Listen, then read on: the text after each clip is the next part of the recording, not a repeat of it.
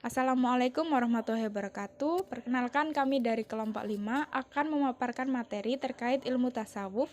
Materi yang pertama dan kedua akan disampaikan oleh Muhammad Abidil Haq. Kemudian materi yang ketiga dan keempat akan disampaikan oleh Purwokerti Ningtyas. Materi yang kelima dan keenam akan disampaikan oleh Putri Afinda Ataha, dan materi yang ketujuh akan disampaikan oleh saya sendiri, Vika Amalia. Pertama-tama perkenalkan terlebih dahulu, saya Vika Amalia, NIM 4319050, alamat Desa Pecangakan, Kecamatan Comal, Kabupaten Pemalang. Perkenalkan, nama saya Muhammad Abidil Haq, NIM 4319049, alamat Nontaan 8A, nomor 18, Pekalongan Timur, Kota Pekalongan. Hai, nama saya Purwokerti Ningtyas, NIM 4319048 dari Desa Botekan, Kecamatan Ulujami, Kabupaten Pemalang. Perkenalkan, nama saya Putri Afinda Atha, NIM 4319045, alamat Wadussalam, Gang 6, Kecamatan Buaran, Kabupaten Pekalongan. Baik, materi yang pertama yaitu pengertian ilmu tasawuf dan ruang lingkup kajiannya. Ilmu tasawuf sendiri yaitu suatu usaha dan upaya dalam rangka menyucikan diri dengan cara menjauhkan diri dari pengaruh kehidupan dunia yang menyebabkan lalai dari Allah Subhanahu wa taala. Manfaat mempelajari ilmu tasawuf yaitu yang pertama, berupaya menyelamatkan diri dari akidah syirik dan batil. Yang kedua, melepaskan diri dari penyakit kalbu. Yang ketiga, mengisi diri dengan akhlak Islam mulia. Yang keempat, mempunyai derajat dalam beribadah. Dan yang kelima, menggapai ketuhanan iman yang dahulu pernah dimiliki sahabat. Fungsi mempelajari ilmu tasawuf: menjadikan manusia berkepribadian yang soleh dan berperilaku baik yang mulia, serta meningkatkan kualitas diri dalam beribadah.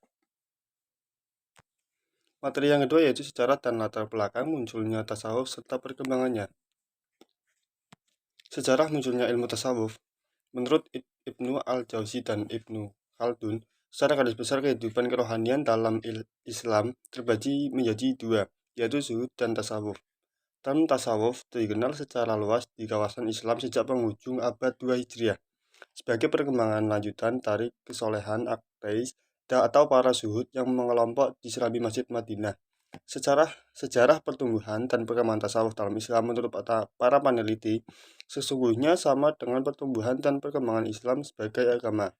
Tasawuf pada masa Rasulullah adalah sifat umum yang pada hampir semua sahabat beliau ada. Dengan cara ini, sedikit demi sedikit lahirlah filsafat dalam ibadah dan penyelidikan-penyelidikan secara mendalam. Latar belakang tasawuf: tasawuf merupakan salah satu cabang keislaman yang lebih menekankan pada dimensi atau aspek spiritual dalam Islam. Tasawuf adalah ilmu yang mulia karena berkaitan dengan makrifah kepada Allah Ta'ala dan mahabbah kepadanya. Lahirnya tasawuf sebagai fenomena ajaran Islam diawali dari ketidakpuasan terhadap praktek ajaran Islam yang cenderung formalis dan legalis serta banyaknya penyimpangan-penyimpangan atas nama hukum agama. Terima kasih. Oke, kita masuk ke bab 3. Di sini kita akan membahas tentang syariat, tarekat, hakikat, dan juga makrifat. Yang pertama, kita pengertian syariat secara bahasa adalah jalan yang harus diikuti, jalan menuju kemenangan. Lalu, secara istilah, syariat adalah segala perintah Allah yang berhubungan dengan tingkah laku manusia. Kemudian, tarikat. Menurut bahasa, tarikat berasal dari bahasa Arab, yaitu torikoh, yang berarti jalan atau metode atau aliran.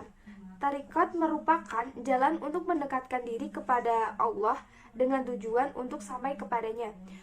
Kemudian hakikat. Dalam kamus ilmu tasawuf dikatakan bahwa kata hakikat atau hakikoh seakar dengan kata al-haq yang dalam bahasa Indonesia diartikan sebagai kebenaran atau keyakinan. Hakikat adalah kesempurnaan batin. Jadi, secara etimologi, hakikat berarti suatu puncak, tahu sumber asal dari sesuatu. Oke, selanjutnya adalah makrifat. Dari segi bahasa, makrifat berasal dari kata arafa yang Ta'rifu, irfan, ma'rifah, yang berarti pengetahuan atau pengalaman. Secara terminologis, ma'rifah dikatakan sebagai ilmu yang tidak menerima keraguan pengetahuan. Ma'rifat adalah pengetahuan yang objektif, bukan hal-hal yang bersifat zahir, jadi yang sifatnya batin. Oke, untuk selanjutnya kita masuk pada bab 4. Di sini kita akan membahas tentang fase tahali, tahali, dan tajali. Yang pertama, tahali. Tahali berarti membersihkan diri dari sifat-sifat tercela, dari maksiat, maksiat lahir maupun batin. Tahali juga memiliki arti mengosongkan diri dari sikap ketergantungan terhadap kelezatan kehidupan duniawi. Kemudian, tahali. Tahali adalah upaya mengisi dan menghiasi diri dengan jalan membiasakan diri dengan sikap, perilaku, dan akhlak terpuji. Tahali ini merupakan tahap pengisian jiwa yang telah dikosongkan. Sebab apabila suatu kebiasaan telah dilepaskan, maka harus ada penggantinya. Oleh karena itu, setiap suatu kebiasaan lama ditinggalkan harus segera diisi dengan sesuatu kebiasaan baru yang baik. Kemudian tajali. Menurut Imam Ghazali, tajali adalah tertangkapnya hal-hal gaib yang menjadi pengetahuan kita yang hakiki, disebabkan oleh nur yang dipancarkan oleh Allah ke dalam hati seseorang. Di sini saya akan membahas mengenai dua materi. Yang pertama yaitu ahwal dan maqamat dalam ilmu tasawuf, dan yang kedua mengenai fana, baqo, ittihad, dan hulul. Untuk yang pertama yaitu ahwal dan maqamat. Ahwal sendiri yaitu keadaan atau kondisi psikologis yang dirasakan ketika seorang sufi mencapai makom tertentu. Untuk maqamat sendiri, menurut istilah tasawuf yaitu kedudukan seorang hamba yang di hadapan Allah diperoleh melalui peribadatan, mujahadah, latihan spiritual, serta berhubungan yang tidak ada putus-putusnya dengan Allah. Untuk fana, baqo, ittihad, dan hulul. Pengertian fana yaitu keadaan moral yang luhur. Untuk pengertian baqo sendiri yaitu mendirikan sifat-sifat terpuji kepada Allah Subhanahu wa Ta'ala. Untuk pengertian ittihad menurut orang sufi ialah persatuan antara manusia dengan Tuhan. Untuk pengertian hulul yaitu manusia yang telah dapat melenyapkan sifat-sifat kemanusiaannya melalui fana. Berikutnya yaitu konsep mahabbah, roja, dan khauf. Mahabbah artinya cinta, cinta yang dimaksud yaitu cinta dalam beribadah. Kemudian ada roja yang artinya berharap atau mengharapkan, yang dimaksud yaitu berharap atau mengharapkan akan ridho dari Allah. Kemudian ada khauf atau takut, takut yang dimaksud yaitu takut terhadap sesuatu yang tidak disukai Allah atau dibenci oleh Allah.